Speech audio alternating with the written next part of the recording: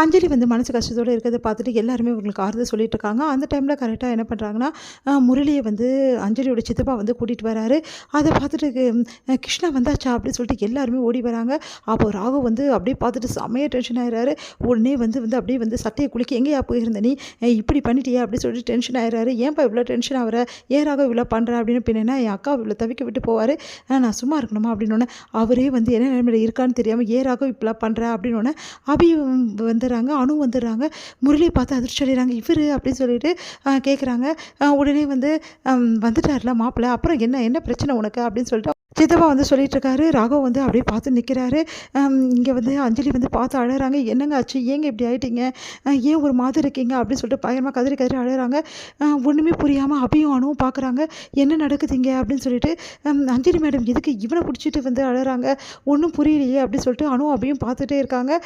உடனே வந்து எங்கே போயிருந்தீங்க நீங்கள் இவ்வளோ நாள், இப்படி ஆகிட்டீங்களேங்க ஆள், ஏங்க ஒரு மாதிரி இருக்கீங்க அப்படின்னு கேட்டோன்னே அவருக்கு எதுவும் புரியாதுமா அப்படின்னு சொல்லிட்டு சொல்கிறாரு. எல்லாருமே அதிர்ச்சி அடைகிறாங்க. நீங்கள்லாம் என்ன சொல்கிறீங்க அப்படின்னு சொல்லிட்டு கேட்குறாங்க. இல்லைம்மா அவருக்கு ஒரு ஆக்சிடென்ட் ஆகிருக்கு, அந்த ஆக்சிடெண்ட்டில் பழசு எல்லாத்தையுமே அவர் மறந்துட்டார், எதுவுமே அவருக்கு ஞாபகம் இல்லை, அதனால தான்மா நீ இவ்வளோ அழும்போது கூட அவருக்கு ஞாபகம் இல்லை அப்படின்னு அஞ்சலி கதறி கதறி அழுகிறாங்க. நீங்கள் என்ன சொல்கிறீங்க, எப்படி இவருக்கு ஆக்சிடென்ட் ஆச்சு அப்படின்னு சொல்லி சொன்னோன்னே, ஆமாம்மா ஒரு லாரிக்காரன் அடிச்சுட்டு போயிட்டா, கொஞ்ச நாள் ஹாஸ்பிட்டலில் தான் இருந்திருக்காரு, இப்போ தான் வந்து யாருன்னு தெரியாதால இவ்வளோ நாள் தெரியல, இப்போ தான் விஷயம் தெரிய வந்திருக்கு, அப்புறமா தான் நான் வந்து விசாரிக்கும் போது தான் தெரிஞ்சுக்கிட்டேன் அப்படின்னு சொல்லிட்டு வந்து ஆகாஷோட அப்பா எல்லா விஷயத்தையும் சொல்லிட்டு இருக்காரு. அப்படியே வந்து ஒன்றுமே தெரியாமல் அப்படியே ரோபோ மாதிரி இருக்காரு. பார்த்துட்டு வந்து ஒன்றும் புரியாமல் அஞ்சலி ஏங்க உங்களுக்கு இந்த நிலமை இப்படி ஆகிடுச்சேங்க, நீங்கள் வந்தோட நீங்கள் அப்பாவை போகிறது விஷயத்த நான் சொல்லணும்னு நினச்சினேங்க, நேரில் பார்த்து சொல்லணும்னு நினச்சினேங்க, அதனால தானே இவ்வளோ நாள் ஃபோனில் சொல்லாமல் இருக்கேன், பாருங்கங்க நீங்கள் அப்பாவை போகிறீங்கங்க, நம்ம வாரிசு நம்ம வயிற்றுல என் வயிற்றுல வளருதுங்க அப்படின்னு சொல்லிட்டு அவரோட கையை எடுத்து வயிற்றுல வச்சு பார்க்குறாங்க, வயிற்றுல வச்சு காட்டுறாங்க. ஏங்க இப்படி இருக்கீங்க, இது உணரக்கூட இப்போ உங்களால் முடியலையே ஆண்டவரே அப்படின்னு சொல்லிட்டு பயங்கரமாக கதறி கதறி அழகிறாங்க. அஞ்சலி அழாதம்மா உனக்கு உடம்பு செல்லாமல் ஆகிட போதுன்னு இதெல்லாம் எதிர்பார்க்காதராக ஒன்றும் புரியாமல் யோசிக்கிறாரு. ஆனால் அப்படியே ஒருத்தர் பார்த்துக்கிறாங்க.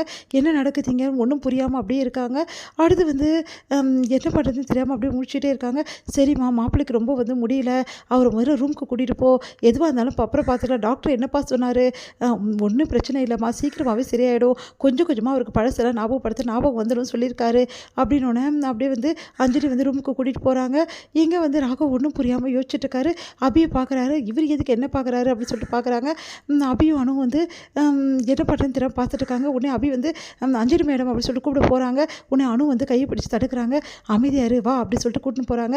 என்ன அணு எல்லாத்தையும் நம்ம சொல்லிடலாம், இந்த ஆள் என்னென்ன பண்ணியிருக்கான்னு சொல்லிட்டு அப்படின்னோடனே அதெல்லாம் இப்போ சொல்ல வேணாம், பார்த்தல அஞ்சலி மேடம் எப்படி கதறி கதறி அழுதாங்கன்னு சொல்லிட்டு அவங்களால தாங்கிக்கவே முடியல, இப்போ இந்த டைமில் வந்து இவன் எப்படிப்பட்டவன் நம்ம சொன்னால் பெரிய பிரச்சனையாயிடும், அதுக்கப்புறம் அஞ்சலி மேடம்க்கு என்ன வேணாலும் நடக்கலாம், இவன் முதல்ல குணமாகட்டும் அதுக்கப்புறம் நம்ம சொல்லலாம் ஓகேவா அப்படின்னோடனே, என்ன அணு நீ இப்போ சொல்ல வேணாம்னு சொல்கிற, சொன்னால் தானே எல்லாருக்கும் தெரியும், அப்போ தானே எல்லோரும் இவனை பற்றி புரிஞ்சுப்பாங்க, சரி விடு இப்போ தான் அவன் ஞாபகம் இல்லாமல் இருக்கான்ல, சொன்னால் புரிஞ்சுக்கணும் அபி அப்படின்னு சொன்னோன்னே சரி அணு, ஆனால் அவனுக்கு ஞாபகம் வரட்டும், அப்புறம் முதல்ல அவனை கச்சேரி வைக்கணும் அப்படின்னு சொல்லிட்டு அணுக்கிட்ட அபி முடிவு பண்ணுறாங்க. இங்கே வந்து ராகு ஒரே குழப்பம் அடைகிறாரு. என்னாச்சு இவருக்கு, இந்த மாதிரி வந்து உண்மையிலேயே வந்து ஆக்சிடென்ட் ஆகிடுச்சா இல்லை நடிக்கிறாரா, என்ன பண்ணுறதுன்னு தெரியலையே அப்படின்னு சொல்லிட்டு டென்ஷன் ஆகிறாரு. ஒருவேளை வந்து அபியும் வந்து இந்த ஆளும் போட்ட பிளானாக இருக்குமா அப்படின்னு சொல்லிட்டு யோசிச்சுட்டே இருக்கார். ராகவ் ஒன்றும் புரியாமல் அபியை பார்த்து அப்படியே முறைச்சிட்டே போகிறாரு. இந்த ஜெயிலருக்கு வேறு வேலையே இல்லை, எப்போ பார்த்தாலும் நம்மளை பார்த்து முறைக்கிறான்னு டென்ஷன் ஆகுறாங்க அபி. இங்கே வந்து தனியாக போய் மீட் பண்ணுறாங்க சுந்தரி. என்னாச்சு கிருஷ்ணா உனக்கு அப்படின்னு சொல்லிட்டு கேட்குறாங்க.